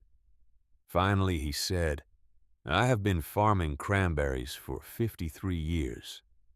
My best yield this season was 583 pounds per acre." He paused. He looked at the boxes. He said, "You beat me." With 11-year dormant vines. That is not luck. That is mastery. We loaded the cranberries into Soren's truck. We covered them with tarps. We drove them to the co-op processing facility in Millbrook. It was 9 o'clock on a Friday night in October. The facility was closed, but Ingrid Torvald had agreed to meet us there. She unlocked the building. She turned on the lights. She looked at the boxes in the truck bed. She said, "Let us see what you have." We carried the boxes inside. She weighed them on the industrial scale. She took samples from 5 different boxes. She examined the berries under bright light. She tested them for firmness, for color, for size, for the presence of rot or pest damage. After 30 minutes, she made notes on a clipboard. She signed a form. She handed me a copy. It said, "Vanguard Eleanor, Millbrook, Wisconsin, Year 1, Total weight 1,847 pounds. Grade A. Quality Index 94. Cooperative market rate $6.50 per pound. Gross value $12,005.50. She looked at me. She said, 94% grade A. Eleanor, that is exceptional, especially for a restart operation. I said, will the co-op take it? She said, the co-op will take it, and I will personally recommend your full membership at the November meeting. You have earned it. I stood in the processing facility with the receipt in my hand. Cordelia was beside me. Rowan was beside me. Soren and Callum and Gunnar were there. And I felt something I had not felt in a very long time. I felt like I belonged somewhere. The cooperative meeting was held on November 7th, 2 days before my court hearing. I attended with my receipt and my license and a quiet determination to say as little as possible. But Gunnar Bjornsson stood up during the membership review. He said, I want to make a statement about Eleanor Vanguard's harvest. The room went quiet. Gunnar did not often make statements. He said, Eleanor Vanguard brought in 615 pounds per acre from vines that were dormant for 11 years. My best yield this season was 583 pounds per acre. I have been farming cranberries in this valley for 53 years. I know my craft. Eleanor beat me. She did not beat me through luck. She beat me through competence. He looked around the room. He said, she studied her grandmother's ledgers. She passed the state exam with a 91. She managed a sabotage attempt that would have destroyed most operations. She brought in a grade A harvest under conditions that would have broken lesser farmers. I propose full membership, effective immediately. Olaf Hendrickson said, all in favor. 13 hands went up, 1 abstention. He said, motion carries. Eleanor Vanguard, you are a full member of the Millbrook Cranberry Cooperative. Welcome. I went home that night and I sat on the porch and I looked out at the dark rectangles of the bog. And I thought about what Gunnar had said. She beat me through competence, not through sympathy, not through sentiment, through competence, through work, through the willingness to learn and the discipline to execute what I had learned. That was what mattered. That was what would always matter. The court hearing was held on November 9th in the county courthouse in Sparta. Martha Svensson and I sat on one side of a long table. Harlan and his attorney, Gerald Hartman, sat on the other side. The judge was a woman named Catherine Reeves, 62 years old. She had a reputation for impatience with time wasting. Gerald Hartman presented his case. He argued that the Millbrook property had been enhanced with marital funds. He cited the tax payments. He cited the insurance premiums. He suggested that Eleanor's attempt to restart the farm was proof that she viewed it as a marital asset worth developing. Martha responded. She presented the deed. She presented the estate account records showing all maintenance costs had been paid from non-marital funds. She presented my harvest receipt. She presented my co-op membership certificate. She presented a letter from Ingrid Solhaug at the state bank confirming the loan and noting that I had been approved based on independent financial viability. Judge Reeves looked at the documents. She looked at Harlan. She said, Mr. Vanguard, when did you first express interest in this property? Harlan said, Your Honor, I have always supported my wife's connection to her family land. The judge said, That is not what I asked. When did you first claim ownership interest?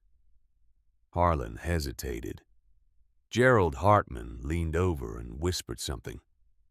Harlan said, "After the divorce filing, Your Honor."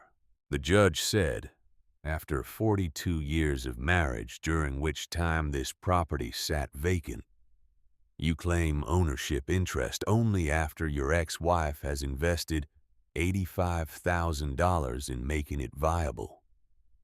Gerald Hartman said, "Your Honor, the timing is not relevant to the legal question of whether marital funds were used."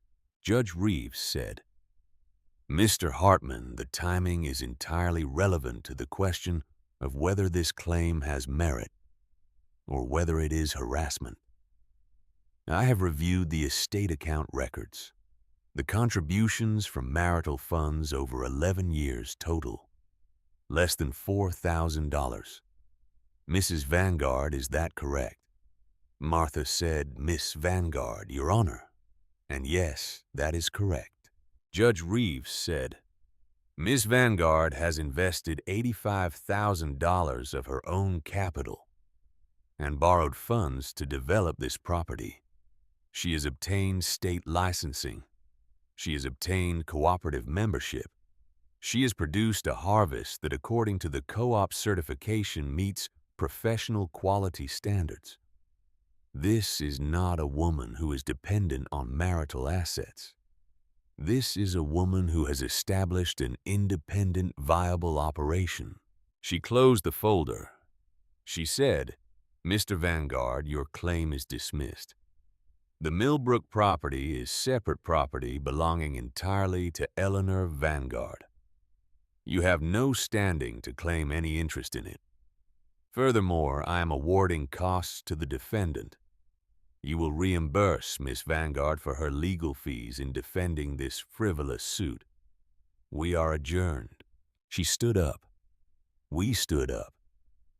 Harlan sat very still. He looked at me across the table. His eyes were the same blue they had always been, but there was something different in them now.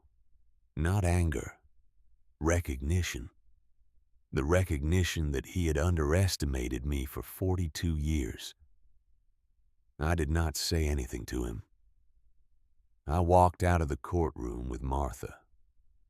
Outside on the courthouse steps, she said, "Eleanor, you won."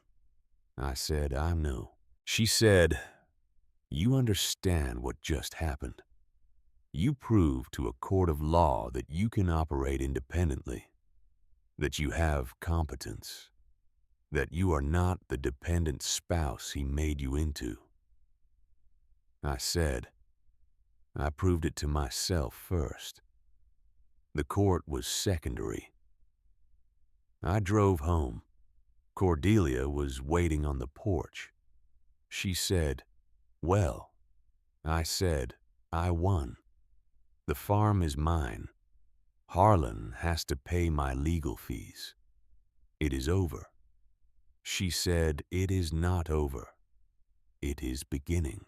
3 weeks later, on a cold afternoon in early December, a car pulled into my driveway. I was in the scoop shed organizing equipment for winter storage. I looked out the small window and saw Harlan getting out of a Mercedes. He walked to the shed. He knocked on the door frame. I opened the door. I said, "Harlan." He said, "Eleanor, may I speak with you?" I said, "For a few minutes." He came inside. He looked around the shed, at the wooden scoops on the wall, at the workbench, at the coils of rope. He said, "I did not know you knew how to do any of this." I said, "I did not know either. I learned." He was quiet for a moment. Then he said, "Eleanor, I came to apologize for the lawsuit, for underestimating you, for 42 years of taking you for granted. I said, "All right." He said, "I have been thinking. Blythe is gone.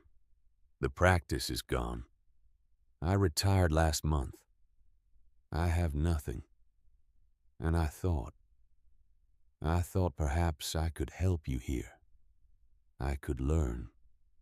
I could work. I need purpose, Eleanor. I need to build something again." I looked at him. He looked smaller than I remembered. Not physically smaller, but diminished. The way a man looks when he has lost the thing that defined him, and he does not know what he is without it. I said, "Harlan, no." He said, "Eleanor, please, I am asking. I am not demanding. I am asking for a chance." I said, "Harlan, you cannot find purpose through me. Not anymore. You did that for 42 years, and it did not work for either of us. If you want purpose, you have to build it yourself." He said, "I do not know how." I said, "Then you learn, the same way I learn. You study, you work, you fail, you try again, you earn it." I went to the workbench. I opened a drawer. I pulled out a folder. Inside were photocopies of Harold Nielsen's contact information and the state agricultural licensing exam study materials. I handed it to Harlan. I said, "If you want to build something, build your own cranberry bog. There is land for sale in Waushara County, 40 acres, dormant for 8 years.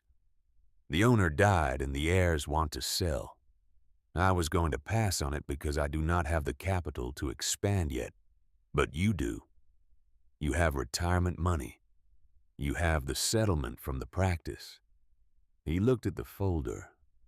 He said, "You want me to start my own farm?" I said, "I want you to earn your dignity back. And you cannot do that by working for me. You can do it by doing what I did.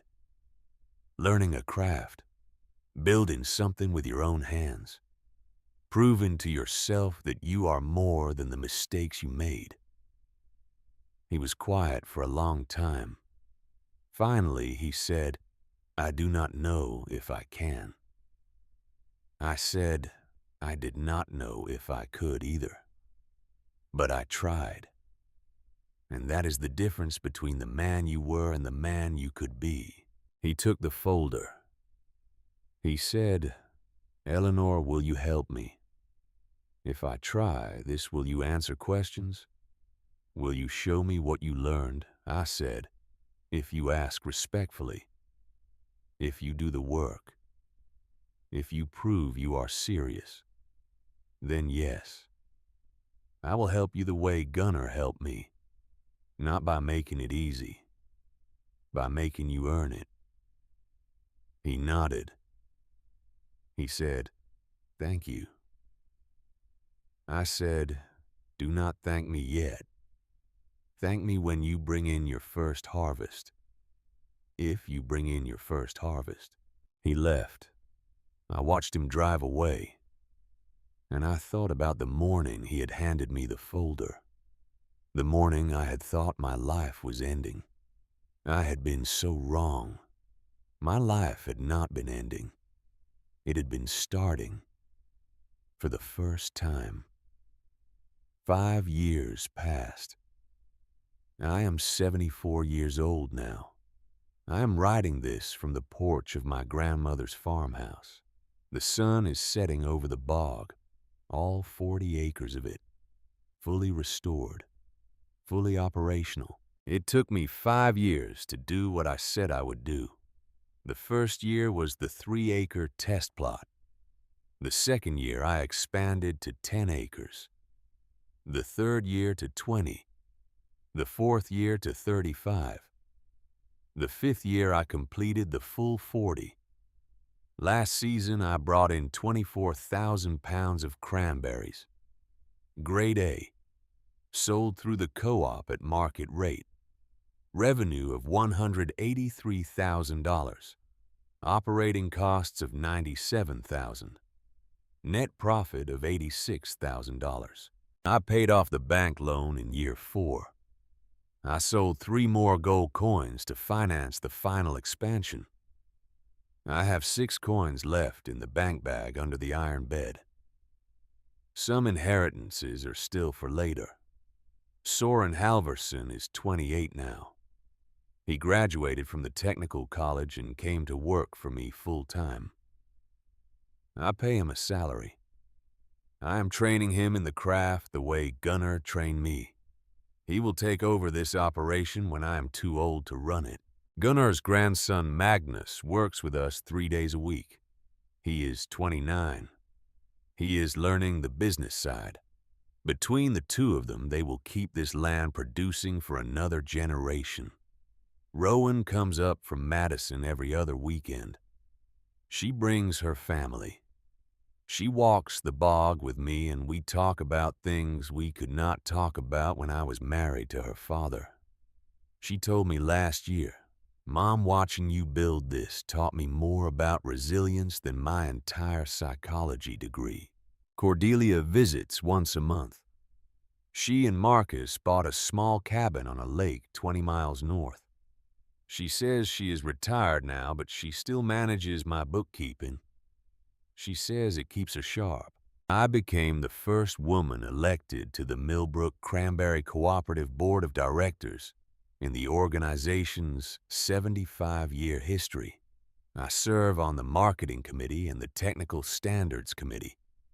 The old men who voted against me in that church basement 7 years ago now ask for my advice on frost management and vine health. I consult for 3 other restart operations in Wisconsin. I teach them what my grandmother taught me. I give them copies of her ledgers. I tell them this land rewards competence, not sentiment. Harlan bought the Waushara County property. He spent 2 years learning the craft. He failed his first licensing exam.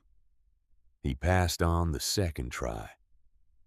He brought in his first harvest in year 3. It was small, modest, but it was his. He called me the night he sold it to the co-op. He said, "Eleanor, I did it. I brought in 800 pounds. Grade B, but I did it." I said, "Good. Now do it again and make it better." We are not friends. We will never be friends. But we have a kind of respect now. The respect that comes from understanding that we both had to learn how to build lives that were truly ours. Gunnar Bjornsson died in the spring of this year. He was 81 years old. He died in his sleep, peacefully, the way old farmers hope to die. His family asked me to speak at the funeral. I stood at the pulpit in the Lutheran church where I had defended my plan to the co-op 7 years before. And I said, "Gunnar Bjornsson taught me that farming is not about the land. It is about earning the right to work the land." I said, he did not make it easy for me. He tested me. He challenged me. He made me prove I was serious. And when I proved it, he gave me the greatest gift anyone ever gave me. He gave me his respect. After the service, his daughter came up to me. She handed me a wooden box. She said, "My father wanted you to have this." I opened the box. Inside was the 1921 wooden scoop. My grandfather's scoop. The one Gunnar had sharpened for me 7 years ago. The one we had used to harvest the first crop. There was a note tucked inside, in Gunnar's handwriting. It said, "Eleanor, to the only one who mastered it, use it well. Teach the next one. GB." I took the scoop home. I hung it on the wall in the scoop shed, next to my grandfather's other scoops.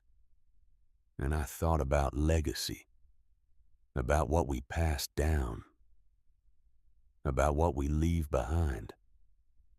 My grandmother Astrid left me 12 gold coins and 42 years of ledgers, and a letter that said I would know when the time was right. She was correct. I did know. But she left me something else too. Something she could not put in a trunk or write in a letter. She left me the example of a woman who ran a bog alone for 30 years after her husband died and never missed a harvest. She left me the knowledge that strength is not something you are born with. It is something you build. Season by season, row by row, scoop by scoop. I am 74 years old. People ask me when I will retire. I tell them I am not building this to retire from it. I am building this to leave behind. On my 75th birthday, I am going to add a stone marker at the edge of the bog. It will say Vanguard Cranberry Farm, established 1947, restored 2024, 3 generations, counting.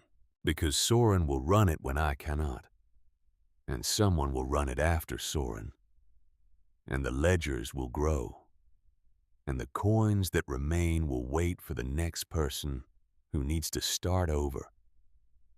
This morning I walked the 40 acres, all of them. The vines are dormant now. Winter is settling in. The bog is the color of dried blood against the snow. But underneath the dormancy, the roots are alive, waiting for spring, waiting for the water. I stood at the sluice gate where we repaired the sabotage 7 years ago.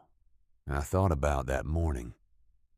The panic, the cold water, the certainty that I was going to lose everything. I did not lose everything. I gained everything. Not because I was lucky, not because people felt sorry for me, because I learned a craft, because I executed what I learned, because I earned the respect of people who do not give respect easily. At 69, I thought my life was over. I thought I was too old to start, too old to learn, too old to build something from nothing. I was wrong about all of it. 69 is not a finished sentence. It is a colon. The first half tells you what came before. The second half is what you decide to write, and you may have less time to write it than you had for the first half. But that does not mean the second half is less. If you are reading this and you are where I was that April morning in the North Shore condominium, I want you to hear me clearly. The door has not closed. The key is not in someone else's pocket. Your grandmother or your grandfather or some person of your blood buried a trunk for you somewhere.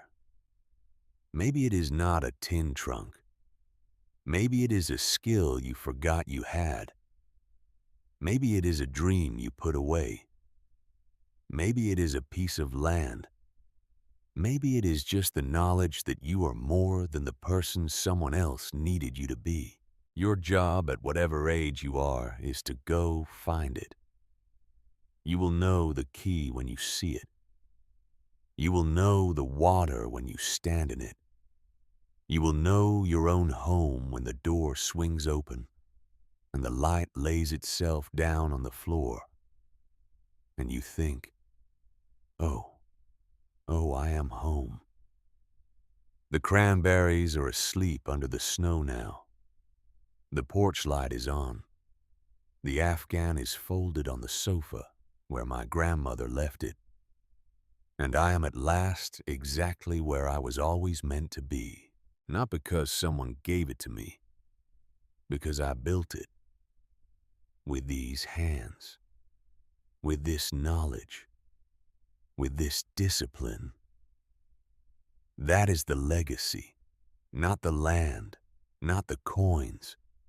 The knowledge that competence is the only currency that matters, that respect must be earned, that you are never too old to start, and that the second half of your life can be the part where you finally become who you were meant to be all along. Good night from Millbrook. The bog is quiet. The work is done. And tomorrow we begin again.